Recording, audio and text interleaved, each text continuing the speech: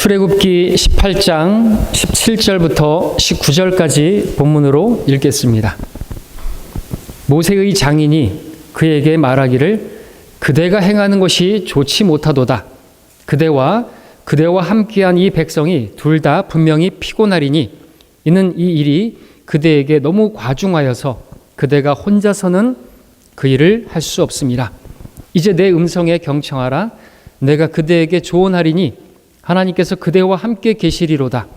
그대는 백성을 위하여 하나님을 향해 있을지니 이는 그대가 사건들을 하나님께로 가져오게 함이요. 오늘 말씀의 제목은 사탄적인 이드로의 조언이 되겠습니다. 사탄적인 이드로의 조언. 오늘 설교는 여러분이 좋아할 만한 설교가 될 것입니다. 설교라기보다는 강의에 가깝기 때문에 그렇습니다. 설교는 찌르는 설교죠. 단어 자체가 찔러 놓다라는 그런 뜻인데 오늘은 여러분에게 찔림되는 말씀보다는 여러분에게 영적인 분별력을 갖게 하는 그러한 말씀이 되고 또 어떤 지식적인 내용이 될 수 있고 강의적인 그러한 내용이 될 것 같습니다. 자, 창세기 18장은 특별한 장이다 라고 말할 수 있습니다. 킹제임스 성경을 쓰는 설교자들과 그렇지 않은 변개된 성서를 쓰는 그러한 사람들 사이의 입장 차이가 분명히 완전히 상반되는 그러한 내용으로 설교되어지는 본문이라 할 수가 있겠습니다. 킹제임스 성경을 쓰지 않는 목사들은 이 이드로의 조언을 지혜로운 조언, 현명한 조언 등으로 긍정적으로 설교를 합니다. 여러분 인터넷이나 유튜브에 이드로의 조언 을 여러분들이 검색해서 치면 많은 설교를 볼 수가 있는데 모두가 다 긍정적으로 설교하는 것을 보게 되는 것이죠. 럭커만 목사님만이 럭커만 주석 성경 소제목에도 붙어 있는 것처럼 이드로의 사탄적 조언이라고 분명하게 밝히고 있는 것을 보게 됩니다. 때문에 오늘 설교는 제가 전에 레아와 라헬 중에 누가 하나님께서 정말 야곱에게 주신 인정하신 아내였는가라고 했을 때 우리 성경은 레아라고 말씀하고 있었죠. 그러나 많은 또 이 변개된 부분 때문에 레아가 눈이 약하다, 시력이 약하다, 안력이 약하다 이렇게 잘못 번역되어서 항상 찡그리고 다니고 인상이 좋지 않고 그래서 부정적으로 그렇게 레아를 취급하고 라헬이 하나님의 뜻인 것처럼 그렇게 설교를 하고 했다고 했던 것 같이 완전히 상반된 그러한 내용을 설교했는데 오늘도 이 말씀이 그러하죠. 그런데 오늘 이 출애굽기 18장 같은 경우에는 성경 변개 때문에 그렇게 완전히 상반된 내용을 가르치는 것은 아닙니다. 그럼에도 불구하고 성경을 좀 잘 보면 알 수 있는데 그런 것 같아요. 하나님께서 조명을 주시지 않으니까 모르게 되는 것이죠. 그래서 개역 성경으로 봐도 충분히 이 이드로의 조언이 사탄적이라고까지 말할 수가 있는데도 불구하고 그걸 알지 못하고 아주 지혜롭고 현명한 아주 좋은 조언으로 그렇게 설교를 하고 있는 것을 보게 되는 것이죠. 조명을 주시지 않으면 깨닫지를 못하는 것입니다. 때문에 오늘 내용은 여러분도 분별하기가 좀 어렵지 않을까 싶은 내용일 수가 있겠습니다. 때문에 킹제임스 성경을 번역했다고 하는 흠정력 쓰는 목사들의 설교도 제가 찾아봤는데 긍정적으로 그렇게 쓰고 있는 것이에요. 설교하고 있는 것입니다. 또 어떤 목사는 나는 분별하지 못하겠다, 분별하지 않겠다, 판단하기 어렵다 이런 입장에 있는 것을 보았습니다. 미국도 마찬가지라 럭커먼 목사님 주석서에는 이렇게 나옵니다. 어떤 주석도 이드로의 조언에 대해 칭찬하지 않는 주석이 없다. 이드로의 영적 통찰력을 칭찬한다. 심지어 클라크는 이드로가 모세에게 충고할 때 영감받았다라고까지 말할 정도다. 국제주일학교 교재는 2년에 한 번꼴로 본문을 게재하고 똑같은 평을 달아놓는다. 이드로는 총명하다, 이드로는 신중하다, 이드로는 위대한 충고를 했다 등으로 말이다. 위클리프 주석은 모세가 하나님께 물어본 것이라고 주석한다. 그러나 본문에서 그런 내용을 전혀 발견할 수가 없다. 이렇게 쓰고 있습니다. 여러분도 전에 다니던 교회에서는 이드로의 조언이라는 설교를 들으셨을 때 매우 지혜로운, 매우 훌륭한 조언으로 그렇게 설교하는 목사의 설교를 들었을 것입니다. 자, 그러나 오늘 설교를 들으시고 하나님께서 이 출애굽기 18장을 기록하신 목적이 분명하게 있습니다. 그래서 우리가 이 18장의 기록을 보게 되면 이것은 마치 어떤 설교라기보다는 우리가 성경 공부 또 강의 우리가 반드시 배워야 하는 그러한 내용으로 기록되고 있는 것을 보게 되는 것이죠. 그래서 여러분들 잘 분별하시고 특별히 마지막 때에 미혹이 강한 시대에 강력한 미혹으로 역사하는 이 시대에 여러분들 겉으로 볼 때는 이게 아주 그럴듯해 보인단 말이죠. 아주 합리적으로 보입니다. 긍정적으로 그렇게 마귀는 항상 긍정적으로 다루는 거 아시죠? 참으로 하나님께서 그렇게 말씀하셨느냐. 이브에게 그렇게 다가왔던 것처럼 그렇게 다가오기 때문에 분별하기가 어려운 것이고 이것이 뭐가 잘못된 것인가 생각할 수가 있단 말이죠. 근데 우리가 오늘 이 말씀을 통해서 여러분 잘 보시면 또 하나님께서 여러분들에게 조명을 비춰주신다면 여러분들 분별하실 수가 있을 것이고 미혹되지 않을 수 있을 것이고 우리가 믿음의 길을 끝까지 완주하는데 귀한 말씀이 될 수 있으리라 확신합니다. 자, 그렇다면 이제 1절부터 살펴보겠습니다. 또 우리에게 바라시는 하나님의 뜻이 무엇인지도 함께 살펴보기를 원합니다. 18장 1절을 보게 되면 모세의 장인 미디안 대제사장 이드로가 하나님께서 모세와 그분의 백성 이스라엘에게 하신 모든 일, 즉 주께서 이집트에서 이스라엘을 데리고 나오신 것을 들으니라고 했습니다. 그래서 2절을 보게 되면 모세의 장인이 그 이드로가 모세가 돌려보냈던 모세의 아내 시포라와 또 그녀의 두 아들을 데리고 이제 모세에게 오는 것을 보죠. 자, 우리가 여기서 일단 배우고 갈 부분이 있다고 한다면 지금 모세가 전에 돌려보냈던 그 모세의 아내 시포라와 그 두 아들을 그 이드로가 데리고 온 장면을 보게 되는 것입니다. 출애굽기 4장에서 그 할례 문제 때문에 주께서 모세를 죽이시고자 하셨을 때 모세의 아내 시포라가 그 아들에게 할례를 행하면서 모세에게 당신은 나에게 피 흘리는 남편이다라고 그렇게 소리쳤던 때부터 이 시포라는 등장하지 않는 것을 보게 되죠. 그때 모세가 아내와 아들들을 돌려보낸 것으로 봅니다. 당시 모세와 시포라는 이 할례 문제로 인해서 몹시 다퉜죠. 시포라는 입장이 그랬습니다. 왜 할례를 행해야만 하는가? 왜 피를 봐야만 하는가? 신약적으로 말한다면 왜 십자가를 지는 삶을 살아야 되는 것인가? 왜 내 이 육신의 죄들의 몸을 벗어버리고 나를 부인하고 왜 나는 전혀 인정받지 못하고 오직 주님만을 위해서 살아야 되는가? 나는 죽고 왜 주님만이 드러나야 되는가? 왜 그런 삶을 살아야 하는가? 라는 것에 대해서 아주 못마땅하게 여겼던 그런 시포라라 말할 수가 있습니다. 시포라는 하나님께서 아브라함에게 주신 그 언약에 대해서 반대하는, 오늘날로 말하자면 신앙생활에 아주 비협조적인 그런 아내라고 말할 수가 있습니다. 그래서 우리가 여기서 배우는 내용, 배워야만 하는 것은 배우자를 선택하는 이유는 아주 신중해야 된다는 것이죠. 신중한 아내는 주께로부터 온다고 말씀하고 있습니다. 배우자를 믿음으로 선택하지 않고 육신적인 감정에 치우셔서 육신적인 기준으로, 세상적인 기준으로 선택했다가 결혼 후에 배우자의 반대로 인해서 결국 신앙이 파탄나고 가정까지도 파탄나는 경우가 우리는 흔히 볼 수가 있기 때문에 그렇습니다. 다투고 성내는 여자와 함께 사는 것보다 광야에서 사는 것이 더 나으니라 말씀하고 있습니다. 집에 들어가기가 싫은 것이겠죠. 광야에서 사는 게 차라리 낫다는 것이에요. 다투는 여자, 성내는 여자하고 사느니 왜 다투는 것일까요?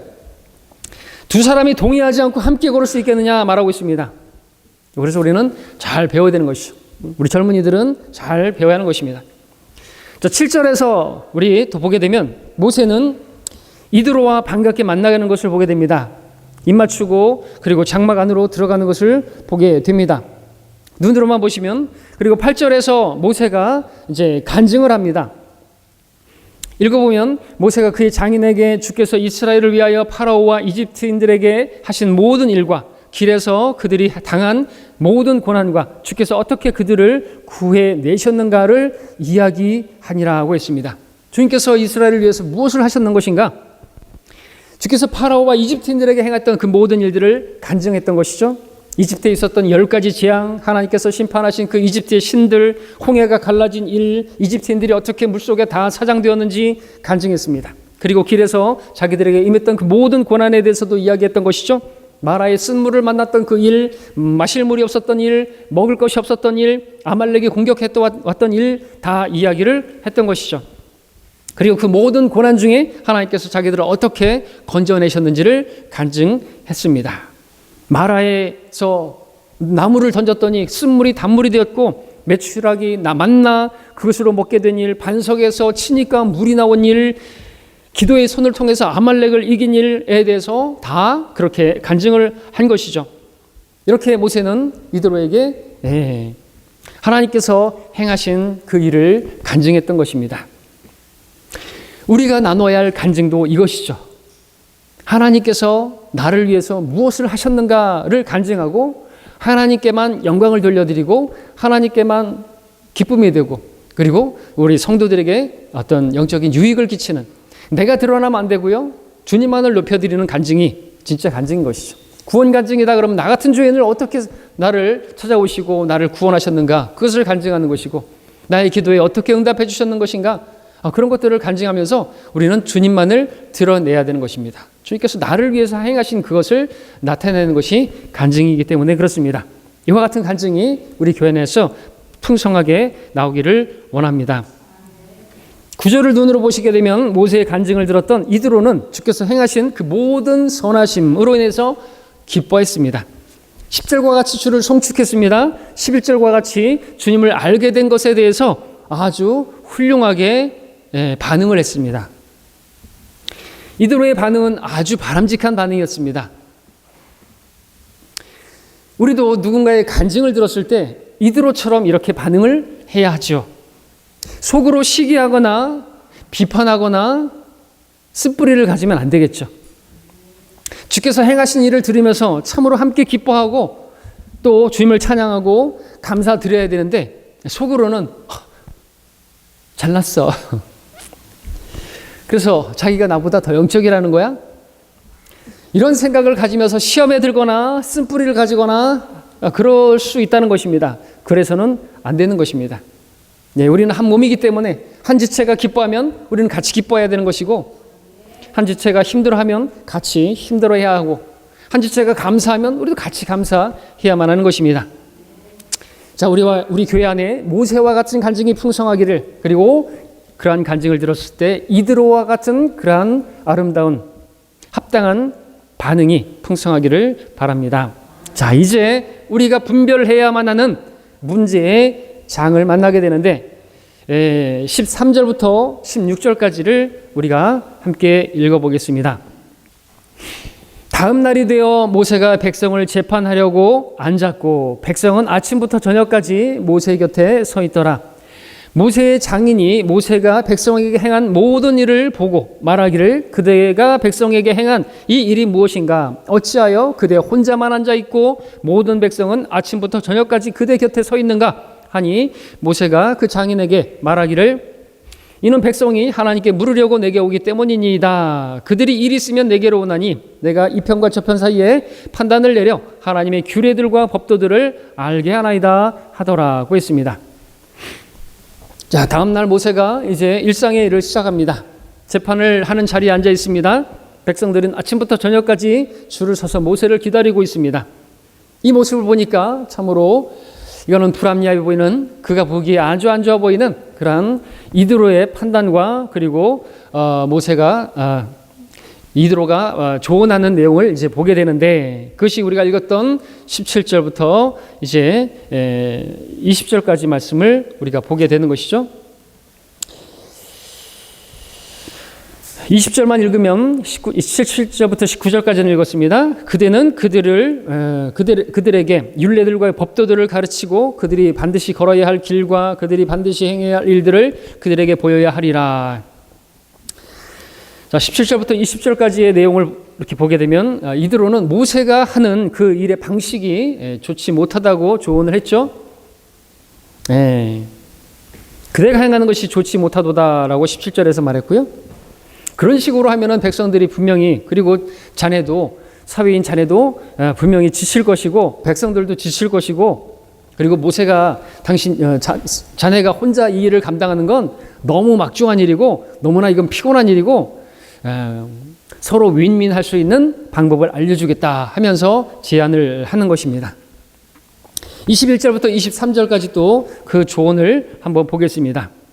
또한 그대는 모든 백성 가운데서 능력 있는 자, 즉 하나님을 두려워하고 진실한 사람이며 탐심을 미워하는 자를 선발하여 백성들 위에 세우고 천부장과 백부장과 50부장과 10부장을 삼아 그들로 모든 때에 백성을 재판하게 하라.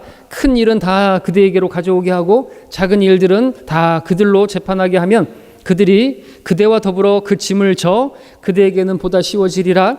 만일 그대가 그 일을 하고 하나님께서도 그대에게 그렇게 명하시면 그때에는 그대가 감당해 낼 수 있으며 이 백성들도 그들의 처소로 평안히 가게 되리라 하더라.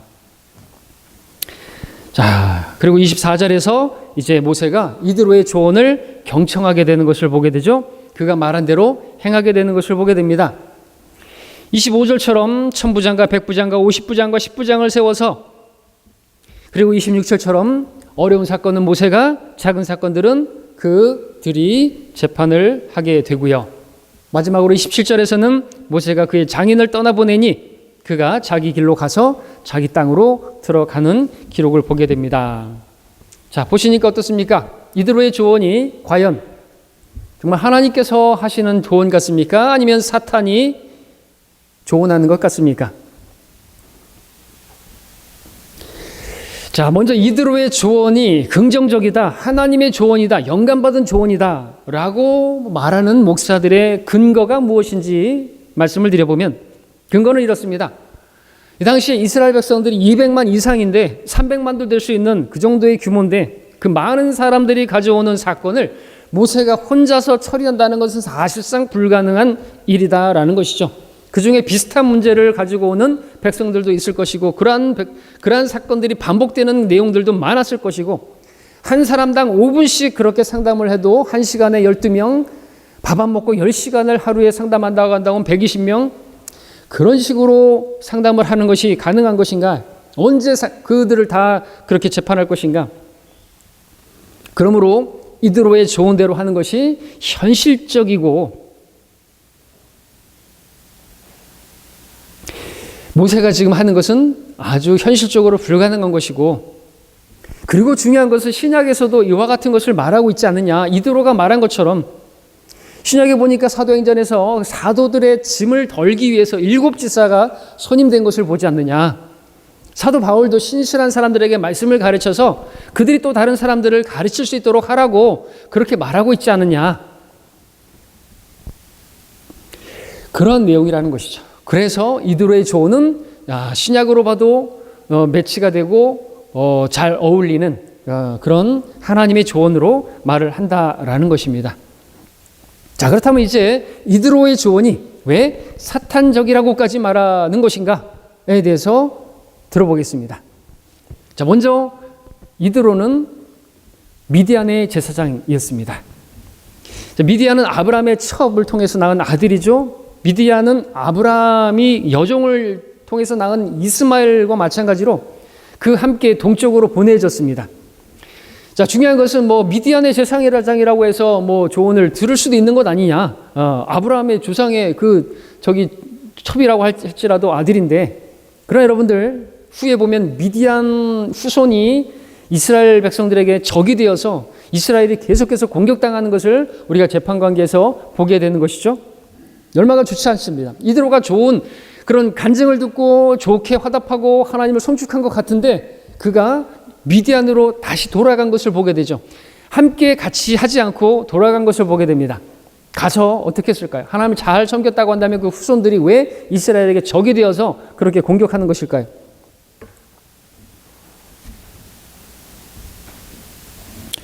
그 다음에 우리 17절에서 이드로는 말했습니다. 그의 말을 잘 보십시오. 그대가 행하는 것이 좋지 못하다라고 말하는 것을 여러분들 주목해 보십시오. 지금 이드로는 상당히 세상적인 기준을 가지고 조언을 하고 있는 것이죠. 자기 눈에 좋으면 좋은 것입니까? 하나님의 눈에 옳은 대로 행해야 되지 않습니까? 이게 좋으냐 나쁘냐, 옳으냐 그르냐 이렇게 물었다고 한다면 바른 판단일 텐데, 좋지 못하다, 좋지 않다 라는 말은 not good인데, 이것은 not bad, 나쁘지 않다라는 말과 다를 바가 없는 말입니다. 이것이 그리스도인의 판단 기준이 되어서야 되겠습니까? 우리는 어떤 일을 놓고 이것이 나에게 좋으냐, 싫으냐, 그것으로 판단하는 건 잘못된 판단 기준이라는 것이죠. 하나님께서 보시기에 옳으냐, 하나님께서 보시기에 좋으냐로 판단을 해야 하는 것이죠. 자, 이대로의 조언에 모세는 경청할 것이 아니라 욥처럼 고백을 해야만 하는 것이죠. 욥은 어떻게 고백했습니까? 그의 아내에게 당신은 어리석은 여자들 가운데 하나가 말하듯이 말하는도다. 무슨 말을 그리 하느뇨? 우리가 하나님의 손에서 좋은 것을 받았을진데 나쁜 것도 받지 아니하겠느뇨? 라고 반응을 했어야만 하는 것이죠. 그리스도인들은 어떤 일이 나에게 좋든 나쁘든 상관하지 말고 다만 주께서 보시기에 옳은 대로 행하실지라고 말을 해야 된다는 것이죠. 좋지 않아 보인다? 좋지 않은 것은 그럼 마귀로부터 온 것입니까? 또 18절을 보게 되면요, 이드로는 그대와 함께한 이 백성이 둘 다 피곤하리니 이는 이 일이 그대에게 너무 과중하여서 그대가 혼자서는 그 일을 할 수 없음이라고 말을 했습니다. 분명히 피곤하게 될 것이다. 그것이 자네에겐 너무나 과중하다라고 했습니다. 얼핏 보게 되면 맞는 것 같이 보입니다. 아주 그럴듯해 보입니다. 그러나 모세는요, 120세가 되었을 때까지도 그 눈이 흐리지 않았고 그 기력이 쇠하지도 않았습니다. 하나님께서 그 일을 감당할 수 있는 체력을 주셨고, 그 모든 것을 주셨는데도 불구하고 이들은 매우 합리적인 사고를 가지고 접근하고 있는 것이죠. 그리고 뒷부분에 가면은 21절에서 이드로는 하나님을 두려워하고 진실한 사람이며 탐심을 미워하는 자를 선발하여 백성들 위에 세우라고 말했습니다. 자, 그런 사람을 어떻게 선별할 수 있죠? 그렇게 선별했다 치더라도 여러분, 그들이 대부분이 나중에 보게 되면 전부 다 하나님을 대적하는 편에 서는 것을 보게 되죠. 우리 뒤에서 민수기에 보게 되면 코라의 모반이 일어나는 것, 반역하는 것을 보게 되지 않습니까? 그러니까 하나님의 조언이 될 수가 없는 것이죠. 또 22절에 중간 부분을 보시게 되면 큰 일은 다 그대에게로 가져오게 하고 작은 일들은 다 그들로 재판하게 하면 이라고 말했습니다. 큰 일과 작은 일로 나누었습니다. 하나님 앞에 큰 일이 있고 작은 일이 있고, 작은 일은 소홀히 여겨도 되는 것입니까? 성경을 보게 되면 작은 일을 소홀히 여겼다가 큰 일을 당한 일들이 한둘이 아닌 것입니다. 하나님께서는 우리가 작은 일에 신실했을 때 하나님께서는 우리에게 왕국을 유업으로 주시는 것을 보게 되죠. 지난주의 말씀을 또 우리가 들었던 것처럼 이 작은 자 중에 하나에게 냉수를 준다면 그 상을 잃지 않는다고 말씀하셨죠. 포도원을 망치는 작은 여우를 놓치게 되면은 그 포도원 농사를 망치게 되는 것은 분명한 것이죠. 작은 죄가 잉태하여 사망을 낳게 되는 것입니다. 스가랴서 4장 10절에서는 그래서 누가 작은 일들의 날을 멸시하였느냐라고 말하고 있습니다. 성경은 작은 일이든 작은 자든 멸시하면 안 된다고 말씀하고 있는 것입니다. 우리가 그 작은 일 때문에 그것을 소홀히 여겨서 큰 일을 당한 예들이 흔한 것이죠. 또 22절 하반절에 보게 되면 이렇게 나와 있죠. 작은 일들은 그들로 재판하게 하고 그들이 그대와 더불어 그 짐을 그렇게 하면 결론이 뭐예요? 그대에게는 보다 쉬워지리라. 결론이 그렇게 하면 하나님께서 영광을 받으시리라 라고 되었다면 좋은 조언으로 인정을 하겠는데, 그렇게 하면은 결론이 그대에게 더 쉬워지리라. 그럼 막말로 나 혼자 편하자고 그런 결정을 한다는 것입니까? 하나님의 일이 나에게 너무 힘들거나 너무나 무겁거나 그러면은 쉬운 쪽으로 결정하는 것이 옳은 일인지 여러분이 판단해 보시기 바랍니다. 일을 쉽게 하거나 편하게 하는 것이 옳은 일인 것입니까? 물론 우리가 세상의 일은 좀 편하게 할 수 있고 편하게 할 수 있는 방법, 효율적으로 할 수 있는 방법을 우리가 찾을 수도 있겠지만 하나님의 일은 그렇게 쉽게 편하게 할 수 있는 문제는 아닌 것이죠. 영적인 문제이기 때문에 그렇습니다. 우리는 쉬운 길을 가는 사람이 아닌 것입니다. 우리는 오히려 가시밭길을 가는 것이죠. 우리가 굳이 고난을 받아야 할 필요가 있냐고, 그리고 복음을 좀 패러다임을 바꾸고 사람들에게 좀 들려줄 수 있도록 사람들에게 좋게 합리적으로 복음의 포장을 하게 되고 그러면 안 되는 것이죠. 사람들에게 좀 쉽게 다가갈 수 있고 교회를 좀 성장시킬 수 있기 위해서는 뭐 세상적인 것도 들어올 수 있는 것이고 그런 것들을 조언하는 것이나 마찬가지죠. 그럴듯해 보이고 듣기에 좋아 보이는 것입니다. 참으로 나를 위하는 것 같고 교회 부흥을 원하는 것 같고 하나님께서도 기뻐하실 것 같은 그런 내용들로 그렇게 도배가 되고 있는 것을 보게 되는 것이죠. 자, 그리고 이제 또 18장 27절에서 이드로는 조언만을 남겨놓고 미디안으로 돌아갔습니다. 모세가 그 장인을 떠나 보내니 그가 자기 길로 가서 자기 땅으로 들어가니라. 자, 모세가 떠나 보낸 것 같죠? 그러니까 민수기를 한번 가서 보겠습니다. 그러면 우리가 좀 더 분별할 수가 있을 것이에요. 민수기에다가 줄을 넣어 보십시오. 민수기 10장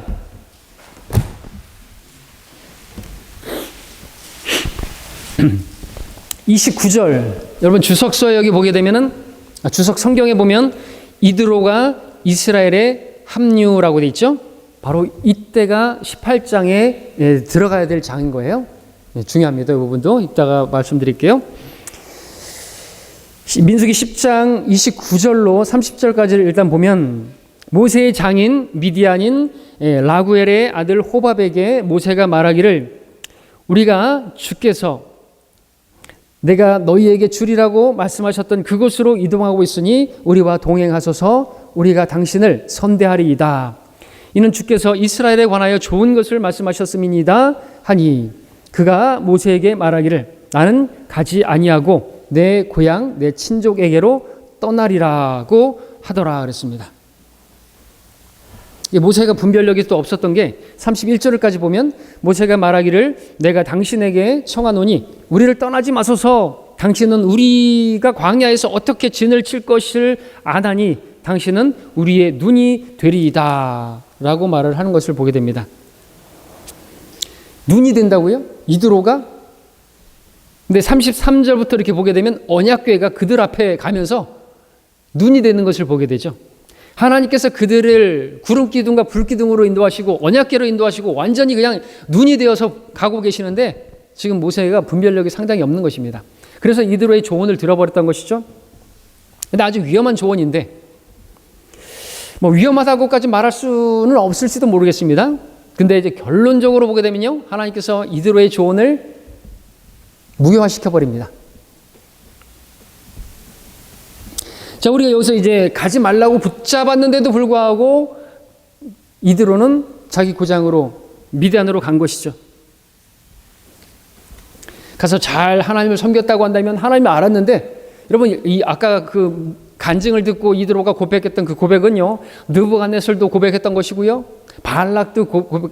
발람도 고백했던 것이고요, 긍정적으로 얼마든지 놀랍게 그렇게 간증을 그렇게 또 고백할 수가 있는 것입니다.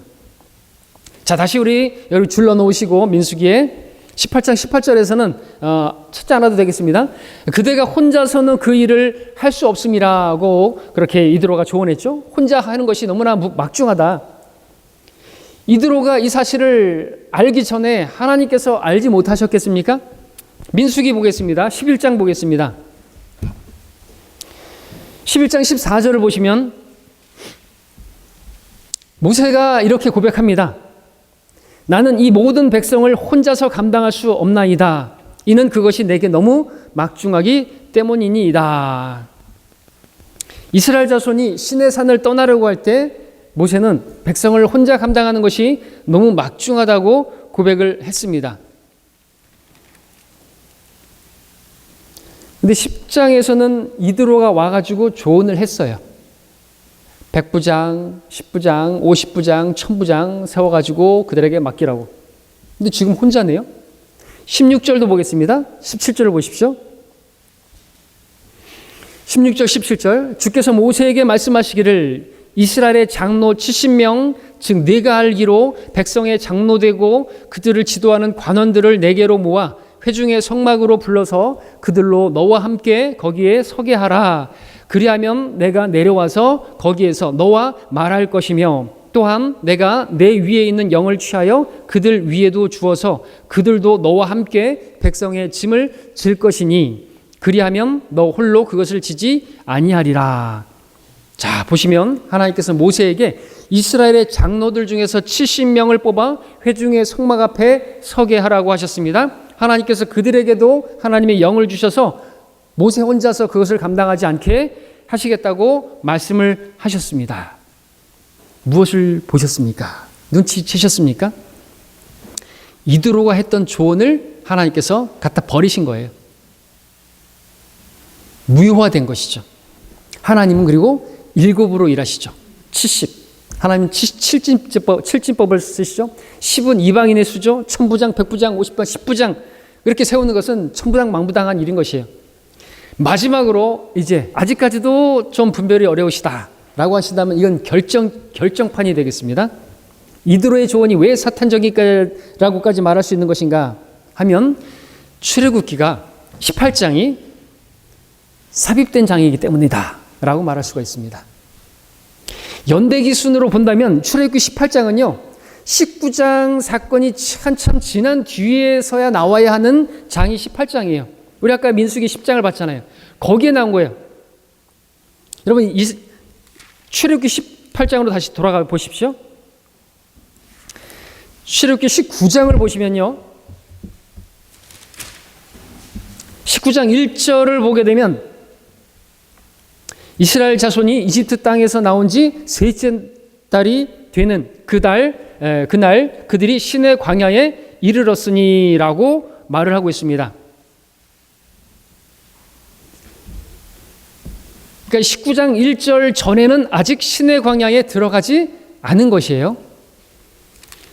근데 우리 우선 18장 5절을 보게 되면요. 18장 5절을 보게 되면 이드로는 이스라엘 백성이 시내 광야에 있을 때 방문을 하게 되는 것을 보죠.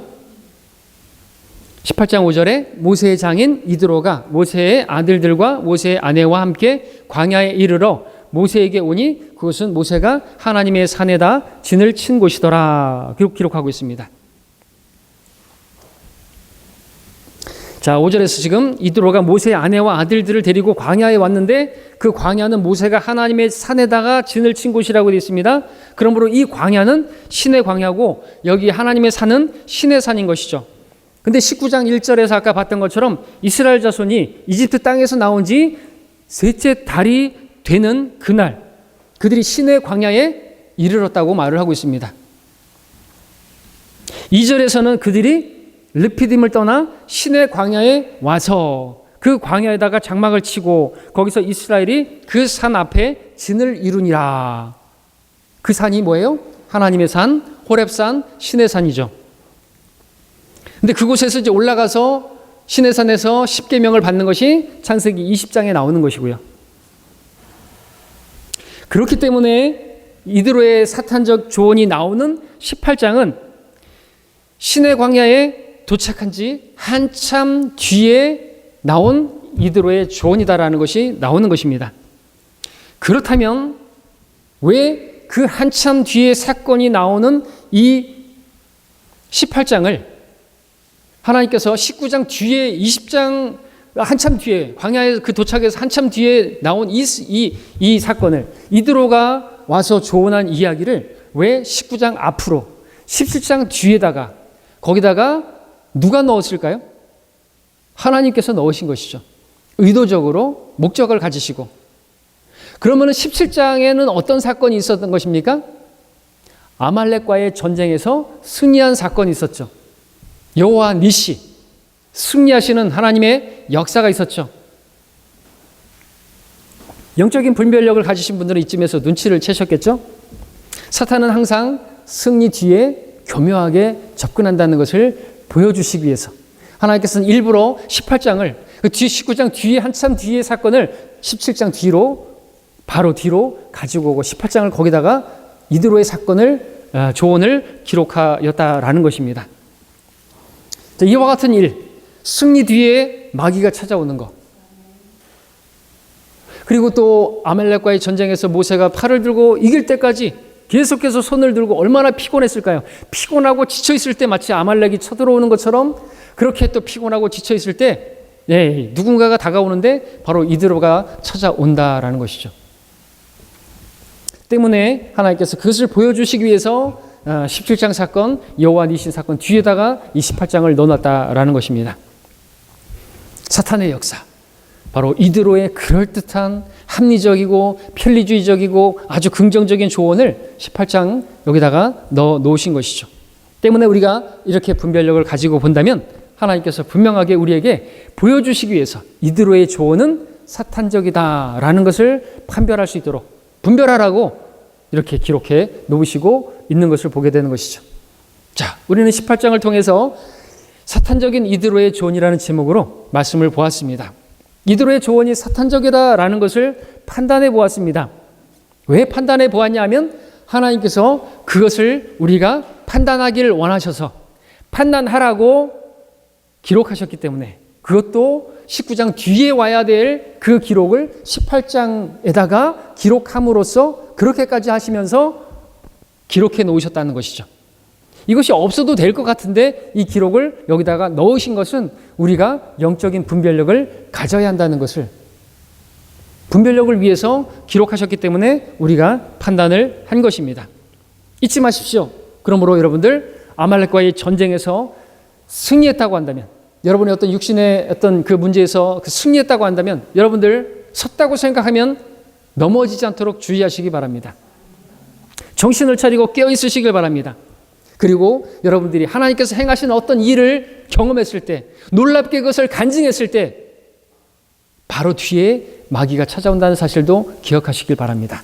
모세가 그렇게 놀랍게 승리한 간증을 했는데 바로 뒤에 맞장구 잘 치더니 갑자기 나오는 사건이, 갑자기 나온 사건은 아니지만 뒤에 있는 이야기지만 여기다가 끌어다 놓고 하나님께서 기록을 18장을 여기다 넣으신 것이 분명한 의도가 있으시다라는 것이죠. 우리에게 무엇을 가르쳐 주시는 것입니까? 여러분이 승리한 뒤에, 여러분이 놀랍게 간증한 뒤에 마귀가 찾아온다라는 사실을 가르쳐 주시기 위해서 18장을 여기다가 넣어 놓는 것이죠. 근데 그것이 우리가 분별하기가 참 어렵다는 것이죠. 어떤 것들에 있어서 우리가 선별해야 되는데, 어떤 사람들을 우리가 경계해야 되고 무난하지 말아야 되는데 이 사람이 상당히 나를 위하는 사람이에요. 상당히 하나님을 위하는 것 같아요. 또 들어보면 아주 합리적입니다. 그럴듯해요. 성경적인 것 같습니다. 여러분들 잘 분별하셔야 된다는 것이죠. 하나님의 영으로 인도함을 받는 하나님의 진영이 있고 마귀에게 정복당한 마귀의 진영이 있는 것이, 오전 성경 공부에도 말씀드렸지만 중립은 없는 것입니다. 이것은 그럴 수도 있고 안 그럴 수도 있고, 이거는 판단하기 어렵다 이렇게 말할 게 아니라는 것이죠. 분명히 판단하라고 우리에게 기록해 주신 것입니다. 여러분들 영적 전쟁은 아직도 진행 중입니다. 계속해서 지금 그럴듯하게 다가오고 합리적으로 다가오고 편리하게 다가오고 나를 위하는 것처럼 다가오고 정말 혹하게 다가오는 것이, 근데 거기에 귀를 내어주면 피해가 이만저만이 아닌 것입니다. 계속되고 있어요. 아주 지배합니다. 분별력을 가지시길 바랍니다. 승리한 뒤에, 놀라운 간증을 한 뒤에 마귀의 공격을 온다는 사실을, 긍정적으로 다가온다는 사실을 기억하십시오. 이브가 뱀에게 미혹을 당해서 선악과를 바라보니까 아주 탐스럽고 먹음직하고 아주 현명하게 할 만큼 탐스러운 그런 나무로 바라보게 된 것처럼 여러분들 그렇게 바라보게 되면 이제 끝난 거예요. 잘 분별하시길 바라고 정신을 차리고 깨어 있으시길 바랍니다. 모세는 기도하지 않았어요? 하나님께 묻지 않았습니다. 그냥 그대로 받아들였어. 하나님의 말씀에 경청하고 하나님을 바라봐야 할 그 사람이 사람을 바라보고 사람의 말에 조언을 그렇게 들었던 것이죠. 정신을 차리고 깨어 있으십시오. 마귀가 울부짖는 사자처럼 여러분 삼키차를 찾아 들어다니고 있어요. 눈에 보이지 않죠? 근데 그 마귀가 마귀처럼 안 보이는 거예요. 승리한 뒤에, 간증한 뒤에 평안하다, 아무 일 없다, 이제는 나는 섰다라고 생각할 때 여러분들 갑자기 다가와서 여러분을 공격한다는 것을 지금 이 마지막 때에 더욱더 우리가 깨어야 하고 영적인 분별력을 갖춰야 하기 때문에 하나님께서 오늘 또 이때에 우리에게 이 말씀을 주신 것입니다. 그러므로 잘 분별하시고 여러분들 우리 좀 오실 때까지 끝까지 믿음의 길을 잘 달려가시는 우리 모두가 되시기를 바랍니다. 기도하시겠습니다.